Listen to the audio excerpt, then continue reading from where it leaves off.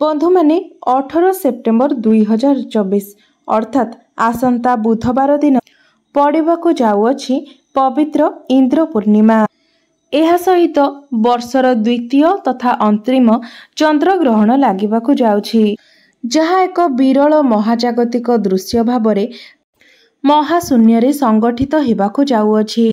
इंद्र पूर्णिमा एवं चंद्रग्रहण गोटिए दिन रे पड़ुथिबारु एहा बहुत ही विरल रहिबो एवं एपरि एक संजोग दीर्घ 500 वर्ष परे पड़िबाकु जाउअछि। तेबे एही ग्रहणटी ग्रहमानंक मध्यरे एक अद्भुत महासंजोग सृष्टि करिबाकु जाउछि।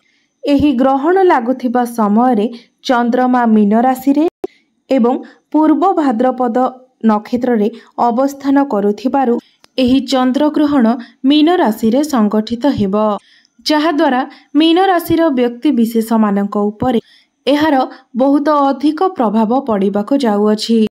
एही चंद्रग्रहण एक उपछाया चंद्रग्रहण भाबरे महाशून्य रे संगठित हेबो। एहार पूर्ण अवधि काल रहिअछि 4 घंटा 4 मिनिट एवं 27 सेकेंड। जेहेतु एही ग्रहणटी इंद्र पूर्णिमा दिन पड़ुअछि, तेबे एहाको आपण किपरि भाबरे पालन करिवे एवं केउ समय रे पालन करिवे, एही सबु विषय रे आजिर वीडियो रे आमे माने जानिबा। एहा सहित आजिर एही वीडियो माध्यम रे चंद्र ग्रहणर स्पर्श समय ठारू आरंभ करी मोक्ष प्राप्ति पर्यंत समय सीमा विषय रे जानिबा एवं आमर ओडिसा रे एहा केउ समय रे दृश्यमान हेबो। सूतक समय अर्थात हांडी छाड़र समय एवं शुभ अशुभ कार्य विषय रे मध्य जानिबा, जहाँकि पांचीर निर्भुल गणनार संगृहित अटे। एहा सहित एही वीडियो रे मध्य आमे माने जानिबा जे चंद्र ग्रहण समय रे कौन करिबा उचित एवं कौन न करिबा उचित। गर्भवती महिला मानक पई कौन रहिछि नियम, केउ राशिर व्यक्ति विशेष मानक पई एही चंद्र ग्रहणटी शुभ प्रभाव देव एवं केउ राशि पई एही चंद्र ग्रहण अशुभ प्रभाव देव, से विषय रे मध्य विस्तार रूप रे जानिबा। बंधु माने चंद्र ग्रहण हेउ किंबा सूर्य पराग, ज्योतिष शास्त्र रे एही समय को अशुभ बोली विचार करा जाय थाए, कारण एही समय रे चंद्रंक ठारू बाहरुथिबा छाई बा आलोक सीधा सड़क भाबरे पृथ्वी पृष्ठ रे पड़ी पारि न थाए, जहा फल रे एहार प्रभाव रे पृथ्वी पृष्ठ रे नकारात्मक शक्ति गुड़िक जागृत होई उठंती। तेबे ज्योतिष शास्त्र अनुसार एही समय सीमा मध्यरे केतेक कार्य करिबाकू बारण करा जाई अछि। साधारणतः ग्रहण लागिबार 9 घंटा पूर्वरु एवं पराग लागिबार 12 घंटा पूर्वरु पाक निषेध बा हांडी छाड़ करा जाई थाए। एही समय को आमे सूतक समय बोली मध्य मानि थाउ। चंद्र ग्रहण किंबा सूर्य पराग समय रे खाद्य ग्रहण करिबाकू मध्य बारण करा जाई थाए, कारण ग्रहण बा पराग लागिबा समय पेटरे किछि खाद्य पदार्थ न रहिबा उचित। तो चंद्र ग्रहण लागिबार 9 घंटा पूर्वरु हांडी छाड़ बा पाक निषेध करा जाय थाए।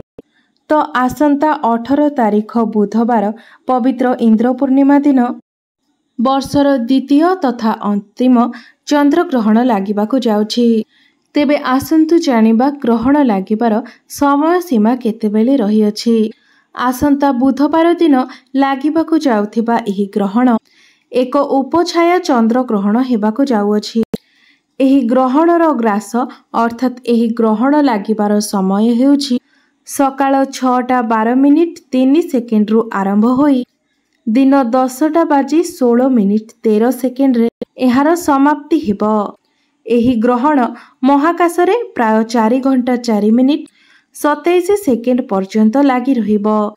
तेबे एही चंद्र ग्रहण उत्तर एवं दक्षिण अमेरिका, कानाडा, पश्चिम आफ्रिका, यूरोप, एशिया एवं आटलांटिका रे देखाजिबो।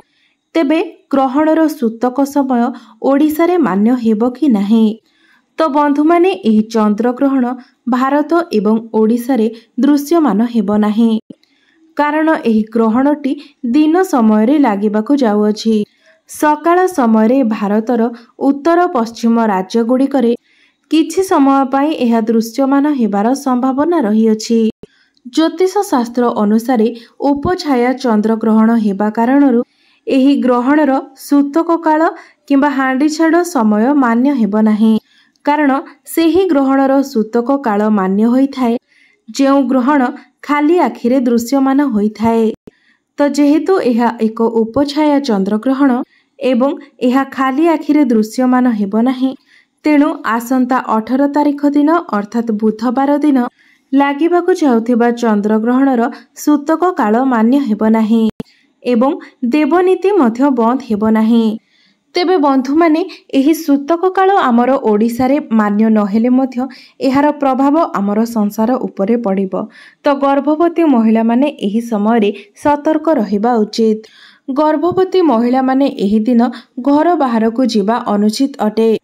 चंद्रग्रहण समय चंद्रंकर छाया जदि गर्भवती महिलांकर पेट उपरे पड़ी थाए तेबे गर्भरे बढ़ुतिबा शिशु को शारीरिक दोष लगी जाई थाए, जहा फलरे एहा आपणकर शिशु पाई एक समस्या सृष्टि करि थाए। तेणु गर्भवती महिला माने एही समय रे बाहर को बाहरंतु नाही। चंद्रग्रहण समय कौनसी शुभ कार्य करंतु नाही किंबा कौनसी शुभ कार्य करबा पाई आलोचना मध्य करंतु नाही, कारण एहा द्वारा आपणकर अनिष्ट होई थाए। तो बंधु माने आपण माने समस्ते एही द्वंद्वरु बाहरिबा उचित जे भारत रे एही चंद्रग्रहण दृश्यमान हेब नाही।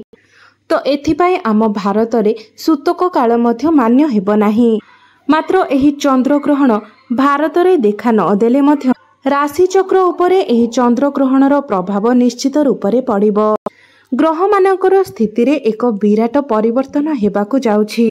विशेष करी चंद्रग्रहणर प्रभाव 5 कोटी राशि मानक उपरे पड़िबाकु जाउछि, जहा द्वारा एमानकर जीवन संपूर्ण रूपरे बदलिबाकु जाउछि। तो बंधु माने एही 5 कोटी राशि मानकर दुखर दिन एबेठारु शेष हेला। चंद्रग्रहण परठारु एही 5 कोटी राशि हेबाकु जाउछन्ति भाग्यशाली।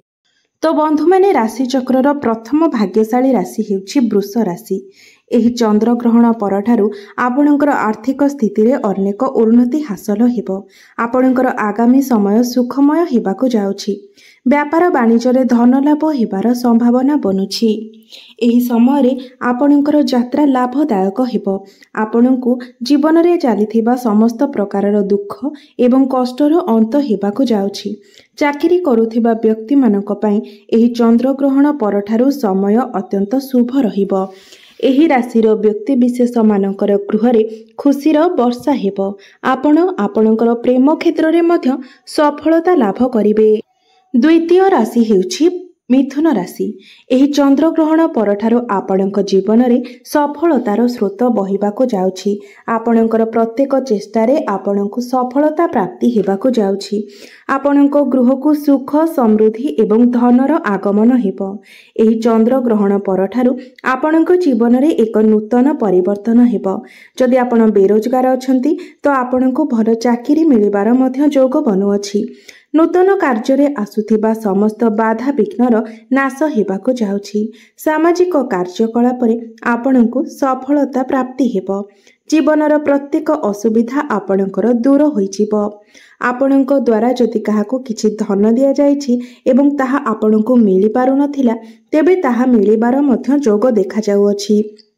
गृहरे सुख शांति एवं आनंदर लहरी लागी रहिबो। धन रोजगार करिबार नुआ नुआ रास्ता आपणक पई खोलिबाकु जाउछि। तृतीय भाग्यशाली राशि हेउछि पिछा राशि। एही राशिर व्यक्ति विशेष मानक उपरे माँ लक्ष्मीकर कृपा बनिबाकु जाउछि। आपणक जीवन रे सफलता प्राप्त हेबार योग खोलिबाकु जाउछि। आपणकर आर्थिक संकट एवं समस्त ऋण करजरु आपणकु मुक्ति मिलिबो। आपणक जीवन रे एही चंद्रग्रहण परठारु आपणकु प्रत्येक कार्य रे सफलता मिलिबो। आपण दिन राति परिश्रम करी उन्नति करिवे एवं एहा सहित एक नूतन परिचय मध्य सृष्टि करिवे। ଆପଣମାନେ महत्वपूर्ण कार्य निर्णय नेबारे सफलता प्राप्ति करेंगे। आगामी समय आपणकर भाग्य घोड़ा ठारू अधिक जोरे दौड़ाक लगिब एवं एही चंद्रग्रहण परठारू आपणक जीवन में खुशीर वर्षा हेब। आपणक पई धन रोजगार नूतन रास्ता सबू खोलिबाक लागिब। अचानक भावरे आपणको आर्थिक लाभ मिलिबार संभावना सृष्टि हेउछि। चतुर्थ भाग्यशाली राशि हेउछि धनु राशि। आपणक गृहरे एही चंद्रग्रहण परठारू सुख समृद्धि एवं धनर आगमन हेबाकु जाउछि, जहा फलरे आपण मानकर सामाजिक प्रतिष्ठा मध्य बढ़िजिवो। आपण मानकर व्यापार वाणिज्य क्षेत्र रे लाभ पाइबार संपूर्ण संभावना अछि। चाकरी क्षेत्र रे उन्नतिर कोनोसी बड़ खुशी खबर आपणको प्राप्त होई पारे। धनर अपार वृद्धि हेबार संभावना अछि एवं चाकरी रे पदोन्नति हेबार जोग मध्य सृष्टि हेउछि। प्रभु जगन्नाथଙ୍କ आशीर्वादरू एही चंद्रग्रहण परठारू आपणक जीवन रे समस्त प्रकारर खुशी आसीबाकु जाउछि। आपण अति कठिनरू कठिन काम को मध्य सहजरे शेष करी आगको बढ़ी चलिबे। जदि आपणकर किछि कोर्ट कचेरी मामला रहिछि तेबे ताहा मध्य आपणक सपक्ष रे जीव। पंचम भाग्यशाली राशि हेउछि कुंभ राशि। एही चंद्रग्रहण परठारू व्यापार वाणिज्य करुथिबा व्यक्ति माननकु व्यापार वाणिज्य क्षेत्र रे अहेतुक धन लाभ हेबार संभावना सृष्टि हेउछि। आपणकर सफलता को देखि आपणकर शत्रु माने आपणक प्रति अत्यधिक उग्र होई पड़िबे एवं आपणकर क्षति साधन करिबार बाट खोजिबे एवं सेथिपाई अनेक चेष्टा मध्य करिपारंती। मात्र आपणଙ୍କୁ सेथिपाई डरिबार कोनोसी आवश्यकता नाही, कारण आपणकर एही शत्रु माने सेमानकर चेष्टा रे विफल हेबे। सेमाने कदापि भी सफल होई परिबे नाही।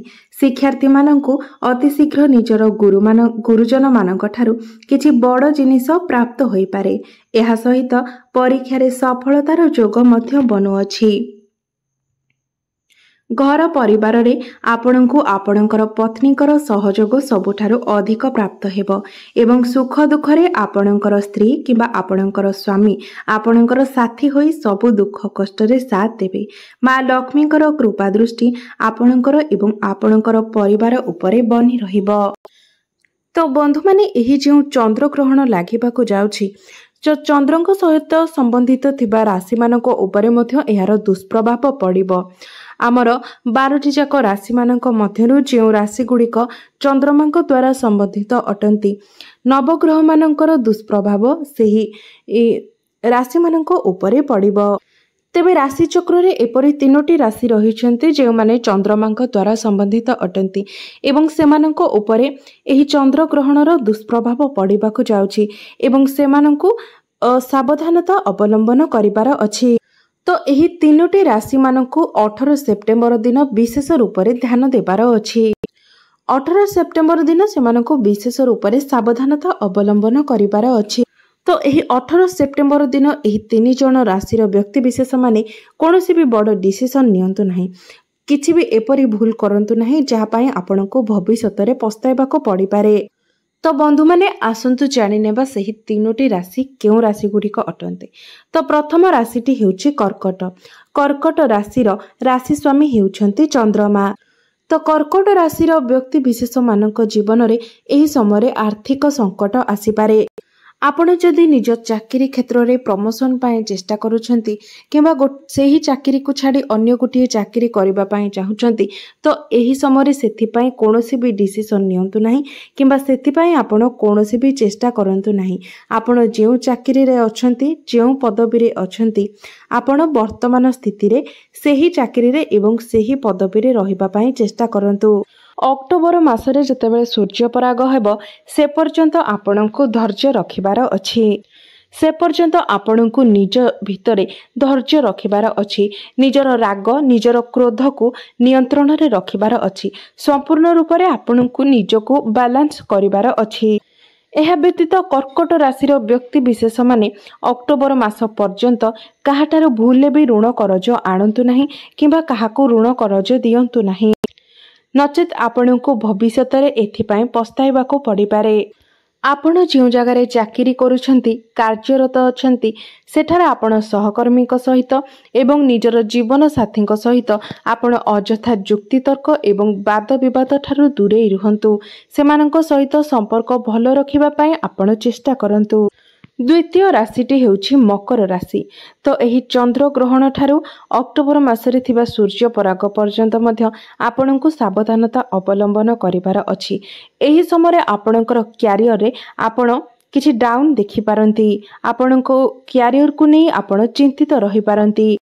तो एही चंद्र ग्रहण परठारू अक्टोबर मास पर्यंत आपण क्यारियर को नै कि कोनोसी भी बड़ डिसिजन नियंतु नाही एवं क्यारियर सह संबंधित आपण जेकोसी भी कार्य करुछंती कार्य करिबा पूर्वरु आपण निजर जन्म कुंडली कोनोसी भल पंडितन को देखाई नियंतु।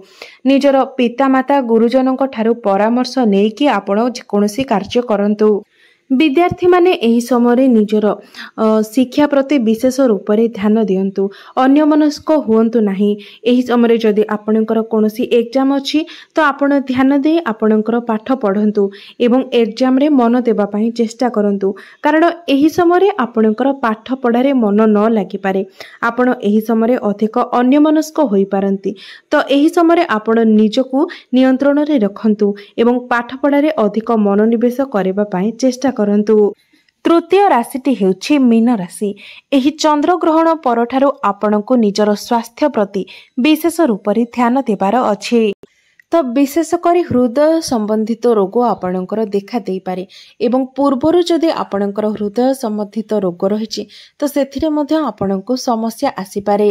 सेथिपाई एही समय मध्यरे आपण ठंडा वस्तु सेवन करंतु नाही। ठंडा जिनिस खांतु नाही। एही समय आपणकर आहार व्यवहार एवं विचार को आपण नियंत्रण रे रक्षा करंतु। पवित्रता रक्षा करिबा पई चेष्टा करंतु। तो विशेषकर एही समय आपण आमिष भक्षण ठारू दूरे रुहंतु एवं कोनोसी भी अनैतिक खाद्य आपण खांतु नाही जहाँकि आपणको उपरे खराब प्रभाव पकाइबो। तेबे 12टी राशि मानक मध्यरु एही 3टी राशिको उपरे चंद्र ग्रहणर खराब प्रभाव पड़िबो। एही 3टी राशि व्यतीत अन्य जो 9टी राशि रहिले सेमानको उपरे मध्य चंद्र ग्रहणर विशेष प्रभाव पड़िबो। तेबे आपणको निजस्व जन्म कुंडली रे चंद्रमा केउ स्थिति रे अछंती, उच्च स्थिति रे, नीच स्थिति रे किंबा आपणकर कुंडली रे चंद्रमांकर दशा अंतर्दशा चलीछि सेही अनुसारे आपणको एहार शुभ फल किंबा अशुभ फलर प्राप्ति हेबो।